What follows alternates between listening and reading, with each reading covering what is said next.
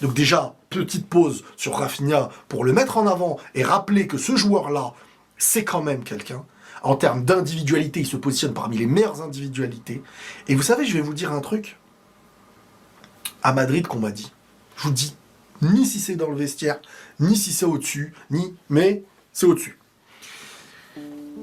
J'ai évoqué avec eux le Classico quand je parlais, quand je défendais un peu Xabi Alonso, machin, truc, en disant que le club, voilà, on a gagné le Classico, machin, c'est quand même... On m'a répondu quoi? Il y a un nom qui est ressorti. On m'a dit on a gagné le Classico et tout, mais t'as vu en face, il n'y avait pas Rafinha.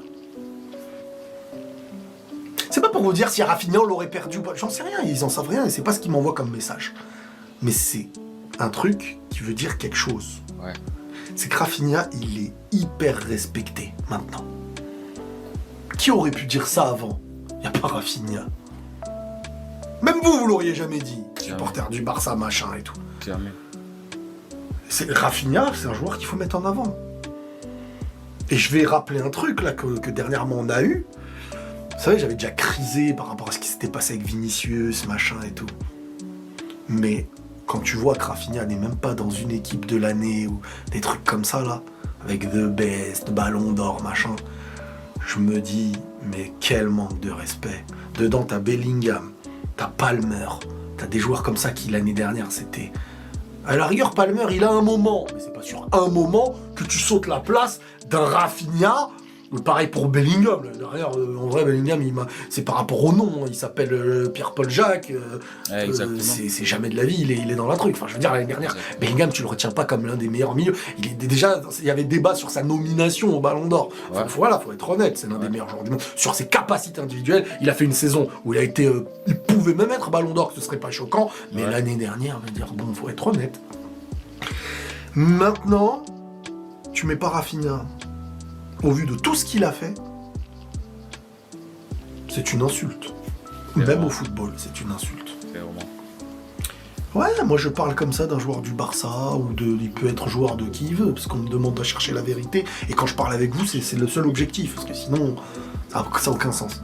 Et je vais vous dire un truc, que je pense sincèrement, parce qu'avec les journalistes, machin et tout, aujourd'hui il faut comprendre que ces mises en avant là d'équipe 11 de l'année et tout, même si dans le 11 t'es censé être... Imaginons, hein, t'es censé... Il y a 11 joueurs de Paris qui doivent être dedans. Parce que c'est les 11 meilleurs, imaginons, du monde. Ils te mettront jamais les 11. Il y a un intérêt à apporter visuellement aux connaisseurs du foot et aux non-connaisseurs du foot une identification de diversité footballistique où tous les championnats existent, où tous les...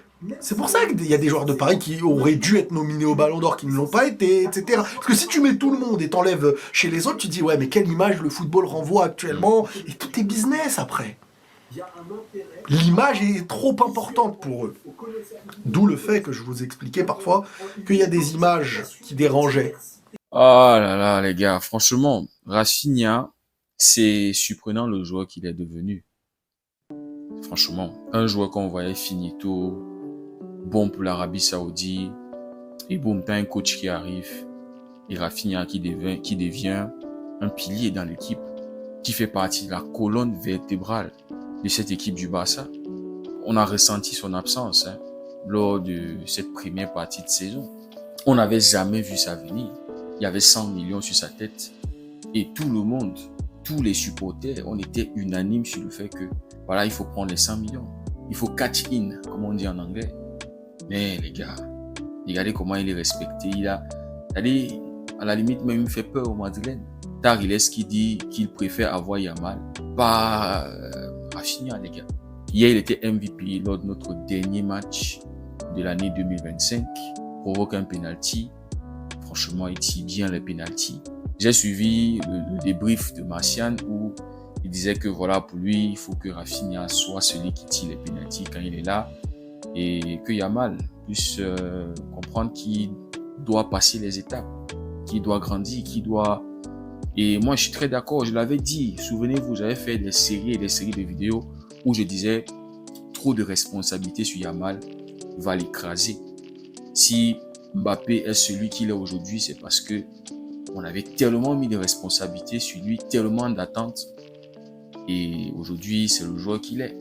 Je le disais, moi, je ne veux pas avoir Yamal qui va être un Mbappé 3.0 ou 4.0, je sais pas trop. Parce que quand tu mets trop de lumière, ça devient compliqué. Et même le joueur, il y a un burn-out. Le joueur lui-même, à un moment, il se prend la tête. Donc Kylian, bien sûr. Et ces vidéos-là, je les avais fait quand le Barça avait décidé de donner le dossard numéro 10 à Lamine Yamal. Les responsabilités. Et puis, on a vu début de saison, on veut tirer les coups francs, on veut tirer les pénaltys. C'est trop. Donc, je suis très d'accord. Il faut que Rafinha, quand il est titulaire, qu'il prenne les pénaltys. De temps en temps, on peut laisser à Yamal. De temps en temps, parce que on voit aussi qu'il tire bien les pénaltys. Je ne pense pas qu'il a raté un pénalty depuis le début de saison, depuis qu'il a tiré. Donc, les amis, c'est une fierté d'avoir Rafinha, le niveau qu'il a actuellement, les gars. Hier, normalement, je devais poster le débrief après le match. Mais, les amis, pendant que j'étais en train de faire la vidéo, Eneo, le courant est parti. J'avais fait que 5 minutes du débrief. Je ne pouvais pas le poster, les gars. Et vraiment, je suis désolé. Donc, je me suis consacré à l'ouverture, la CAN. Et voilà, c'est pour ça que j'ai fait le débrief du Maroc, la victoire du Maroc hier. Mais, les amis, je voulais particulièrement revenir sur la performance de Juan Garcia. J'ai vu que tous ceux qui ont, en fait, de la communauté barcelonaise qui ont fait le débrief hier, chacun a remercié Juan Garcia. Et je suis très d'accord. Ma vidéo aussi était dans cette même direction-là, les gars. Rafinha MVP hier, moi j'aurais donné ça à Juan Garcia, les gars. Vous voyez, comme Courtois contre Séville, pour moi Courtois devait être le MVP. Quand on voit les arrêts qu'il a fait pour sauver les fesses du Real Madrid, si c'est pas Courtois, le Real allait perdre ce match-là. Donc pour moi, Courtois devait être le MVP. La même chose pour Juan Garcia hier. J'ai suivi le débrief de Martian et Didan. Il a donné une anecdote, les amis. Il rappelait le fait que à l'Estadio La Ceramica, c'est là-bas où Ter Stegen avait eu les croisés. Et c'est à cause de ces croisés-là que le Barça décide d'aller sur un gardien et de signer Juan Garcia, les gars. Et hier, on a tous vu la performance XXL de Juan Garcia à l'Estadio La Ceramica, les gars. Hier, Juan Garcia a écœuré les joueurs de Villarreal. Même les supporters qui ont vu ce match, les gars.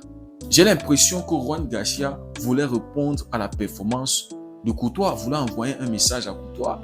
On se rappelle que Juan Garcia était le meilleur gardien de la Liga la saison dernière. Et donc, il avait bien débuté la saison, s'est blessé. Et là, il revient de blessure et il veut faire comprendre à Courtois et à la Liga qu'il est là pour reprendre son titre de meilleur gardien. Et aussi meilleur gardien du monde, les gars, parce que il nous sort des performances. Waouh! C'est-à-dire, c'est ce que les Madrilènes, c'est le sentiment. C'est-à-dire, quand tu vois les arrêts que Juan Garcia fait, ah, les amis, je me mets dans la peau des Madrilènes. Comment est-ce qu'ils se sentent à chaque fois où Courtois fait des arrêts, les gars? Non, les gars, c'était très, très important pour nous d'avoir un gardien, top gardien de classe mondiale. Et jusqu'à présent, les amis, c'est la meilleure décision que Deco a fait lors du dernier mercato, les gars. Donc, hier, Juan Garcia a réalisé 5 arrêts. 5. Et comme on a constaté hier, sur certains face-à-face, certains arrêts, il y avait hors-jeu. Vous voyez, c'est ça la différence entre nous et le Barça. C'est que les arrêts de Courtois sont capitaux pour empêcher des buts. Parce que la plupart des temps, les attaquants ne sont pas hors-jeu. Par exemple, contre Séville, je ne pense pas qu'il y avait un hors-jeu sur les arrêts que Courtois fait. Vous voyez, la façon de défendre du Real Madrid fait en sorte que généralement, les attaquants ne sont pas hors-jeu quand ils se présentent devant Courtois. Et donc, Courtois doit faire l'arrêt pour le sauver. Mais notre façon de défendre au Barça, qui va d'abord piéger les attaquants, maintenant tu as un Juan Garcia, malgré le fait que les gars sont hors-jeu, le mec te sort des arrêts de malade. Ses réflexes, la capacité à vite aller au sol, les face-à-face très très proches. Le petit Buchanan, sur l'erreur de Baldé, aurait pu ouvrir le score. Mais un Juan Garcia qui vient s'imposer, qui vient... Franchement, les gars, ça fait tellement plaisir. Et j'ai vu une petite vidéo de Chesney sur le banc, en train d'applaudir, très content. Et quelque part, c'est comme s'il est en train de guetter. Je ne sais pas s'il guette Fermin Lopez ou s'il était en train de guetter Ter Stegen avec ce sourire cynique. Ce sourire de bandit, les gars. Franchement, Chesney, il est le plus heureux actuellement. Il est là sur le banc tranquille. Le mec ne veut pas jouer. On se rappelle que quand Juan Garcia s'était blessé, le mec n'était pas content. Il nous avait dit qu'il n'était pas prêt à jouer aussitôt. Et quand Juan Garcia revient, dans l'une des vidéos d'entraînement, le mec il dit « Guess who is back ?» Devinez qui est de retour. Parce que Juan Garcia fait un arrêt et le mec, franchement, il est fan de Juan Garcia. Et lui-même, il avait dit que cette deuxième opportunité que le football lui donne, et en plus au Barça, un club qu'il a tellement kiffé à distance, et aujourd'hui, il a l'opportunité de jouer pour ce club. Maintenant, il a eu l'opportunité qu'un jeune gardien rejoigne le club. Son objectif à lui, c'est que ce gardien-là soit prêt pour les grandes échéances. Il veut que, en partant du Barça, Juan Garcia soit un gardien de top niveau, de classe mondiale. Pourquoi pas être le meilleur gardien du monde, les gars, franchement. S'il y a quelque chose qu'on aime de Szczęsny, c'est cette mentalité-là, c'est cet esprit d'équipe. C'est ce qu'il apporte dans ce groupe-là, cette maturité-là, les gars. Donc, Ter Stegen était sur le banc, une fois de plus, voir les performances de Juan Garcia. Et si Ter Stegen, il est sérieux, s'il est honnête envers lui-même, il doit se chercher un autre club, sauf si il va empocher son salaire, il veut continuer à toucher son salaire sans jouer, s'il s'en fout de la Coupe du Monde, les gars.